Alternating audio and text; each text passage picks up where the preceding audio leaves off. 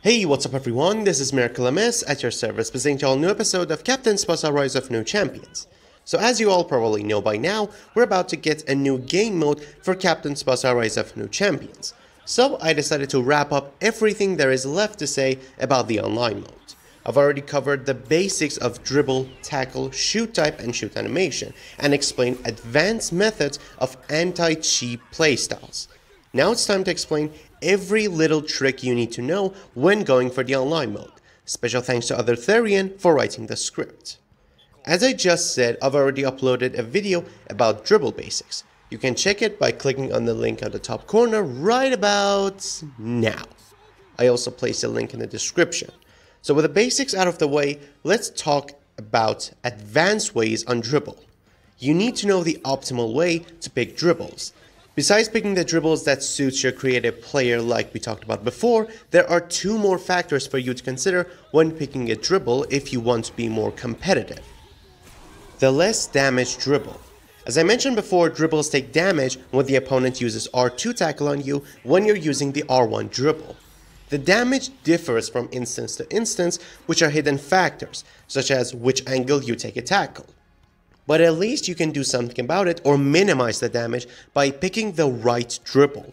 Because sometimes after you finish your R1 dribble, you will have like half of your spirit or less left. So the second tackler can just R2 tackle you and take the ball with pure stats, skills and tackle move.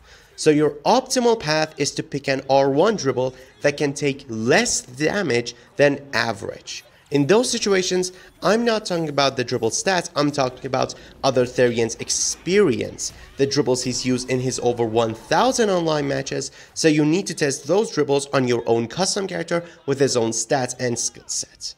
The most resistant dribbles are Frollo's dribble, High Speed South American dribble, Boonoc's dribble, and Sangor dance. There are a few more dribbles that are good as well. I personally go with Kaiser dribble for R1. The less vulnerable dribble.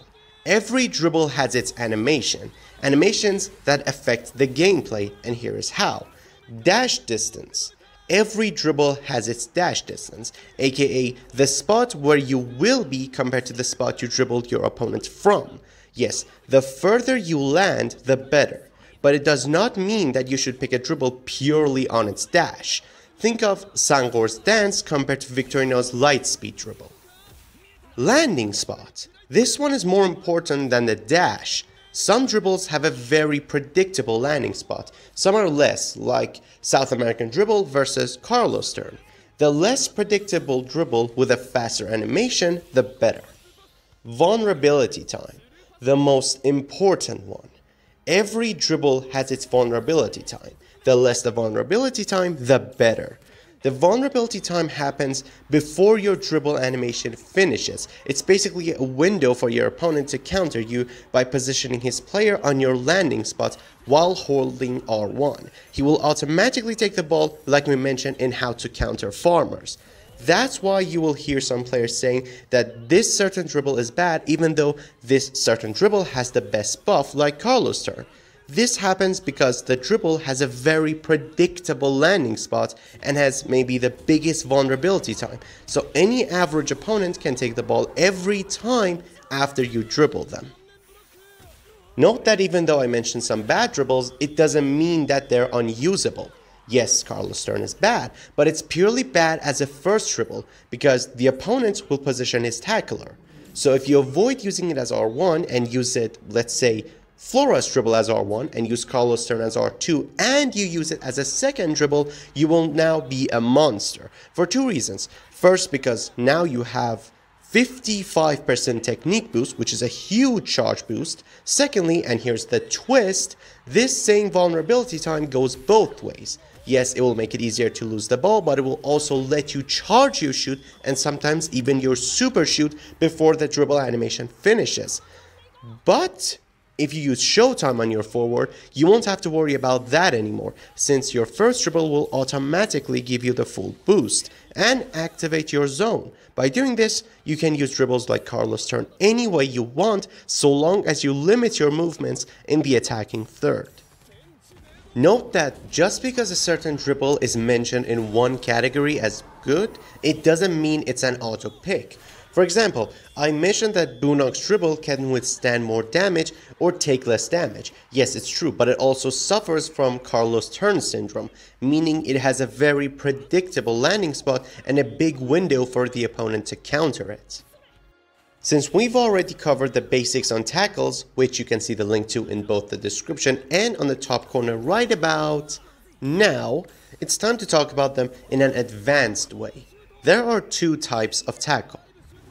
R1 tackles. Almost any tackle can work as R1, but some can serve you better by either their deceiving range like Emperor's Cut, how fast they recover the ball like OtherTherian's tackle, or how much time the opponents will stay on the ground like Paralyzed tackle.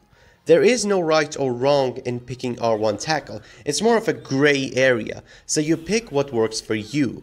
If you're the kind of player that makes a fast counterattack after taking the ball, then OtherTherian's tackle will serve you right. If you take things more slowly by passing, like building your super X for example, then Paralyzed tackle will serve you right by making the opponent stay on the ground for a while. OtherTherian's recommendation for R1 tackles are Jito's tackle, Bunok's tackle, Emperor's Cut, and Kaiser charge. My personal recommendation would be Sangor's screen cut. R2 tackles. There's a difference between what's good on paper and what's good in practice. For example, take Kaiser charge. It's the most damaging R2 tackle and has the best anti-lag, meaning the opponent will never lag dribble you. But if you use it in a match, I doubt if even one tackle connected for you. So that makes it super bad as an R2 tackle. It's very slow, it needs time to charge before it moves, and it has a short range. So in R2 tackles, it's basically pick your poison situation. You want Jean's tackle, which has one of the highest ranges, then you will inflict less damage, and this tackle can miss its target sometimes. You want Carlos' tackle, then you will have a medium range and a medium to high speed, but in turn you will have one of the highest damage tackles. You want Cross tackle, high range, high speed, but it deals less damage compared to Razor or Carlos. You want Razor, then you will have less range than Cross tackle, and etc. My recommendation as R2 tackles are Cross, Razor, and Carlos tackle. There are other good tackles, but you need to properly utilize them, like Muay Thai tackle, power defense, Shunko sliding, and many others. The factors that you need to consider when picking an R2 tackle comes to range, how far the tackle can reach. Some good examples are Spear tackle, Muay Thai tackle, and Rainbow tackle. Damage, how much damage you deal on the opponent's R1 dribble. Some good examples are Solid tackle, Muay Thai tackle, and Power defense. Speed, some fast tackles are Spear tackle and Cross sliding, while some slow tackles are Kaiser charge, Power defense, and Muay Thai tackle. And the can it miss factor. Some tackles can miss their targets, unlike some others that always connect when in range and don't when they're out of range. Examples on tackles that can miss are Rainbow tackle, Muay Thai tackle, Power defense, Shunko sliding, and Spear tackle. Now it's time for the final lesson about online mode, maximizing stat boosting skills efficiency or gain. When it comes on how much you're going to gain from a 10% stat boost skill, it shouldn't be hard to calculate. Stat skills can have decimals in them, but since the stats you gain on the player cannot have decimals and the game always rounds numbers down, then you have to make some decisions when you distribute your final stats when creating a custom character. Especially if you're planning on giving him mostly stat skills, the difference can be more than 5% of extra free stats if the distribution is done right. I'm going to talk about the double-digit stat skills only, since the skills with a single-digit worth of boosts are not worth to spend the skill slots on them anyway. The first type would be 10% stat boosting skills such as Risky Style. 10% skills are straightforward because whether you had 90 stats or 99, you always get 9 points, since 10% of 90x is always 9.x, and the game will always round down stats on the players, so it's 9 points. The second type would be the 12.6% stat boosting skills, such as Meister, activated on 3 stats, meaning 3 of your players' stats are the highest in the team. Keep in mind that multiple players can have the same highest stats, and this skill will work for all of them. As long as your important stats hover between 96 and 99, you will get the most stats out of the skill. Here's an example. 99 stats times 12.6% Meister equals 12.4 points. When the game rounds it down, it will be 12. 98 will get you 12 too, same for both 97 and 96. But when it comes to 95, it will be 95 times 12.6%, which equals to 11.97, which will be rounded down to 11, and you lose a point. 96 to 99 stats will get you 12 points out of Meister, activated on 3 stats. The third type would be the 13% stats boosting skills, such as Tiger's Heart and less than half Spirit, which is the second best buff of Tiger Heart. Same as before, as long as your important stats are between 93 and 99, you will get 12 points. Anything below and you will get 11 points. So from 93 to 99, you will get 12 points out of the second best buff of Tiger Heart. The fourth type would be the 15% stats boosting skills, such as Mustard Might. Again, same as before, 94 to 99 stats will get you 14 points out of Mustard Might. The fifth type would be 16.16% stats boosting skills, such as Emotional Support. This skill got nerfed from 18% to this, and keep in mind that its second best buff is 7%, which is when the goalkeeper has 79% spirit or lower. So the skill became a high risk, high reward skill.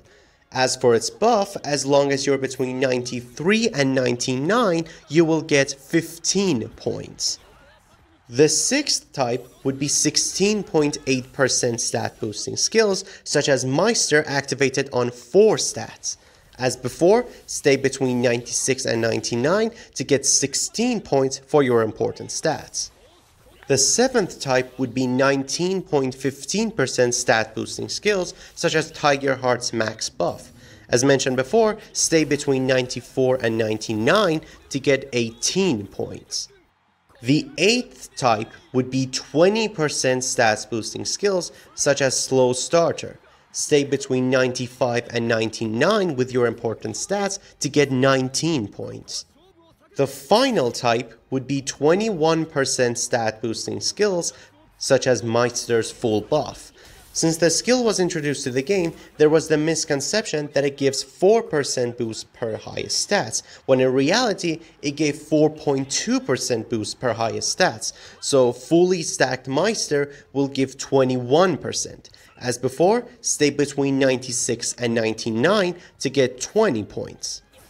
In summary, when you finish a custom character and before distributing the final stats, if you're planning to give him stats boosting skills, keep those numbers in your mind. Instead of maxing out, let's say, offense and power, you can put 96 or 97 points in offense and power and move those stats to your speed and technique and get them to 96. That way, if you use 3 or 4 stat skills, you will get 3 or 4 free extra stats out of those skills, and it will help to charge your kick HP rates or run faster. And that's it for every little trick you need to know when going for the online mode. Very special thanks to OtherTherian for writing the script. Not just for this video, but almost every other online guide I published. If you enjoyed this video, make sure to smash that like button and subscribe to my channel. Stay tuned for more, and I'll see you all next time.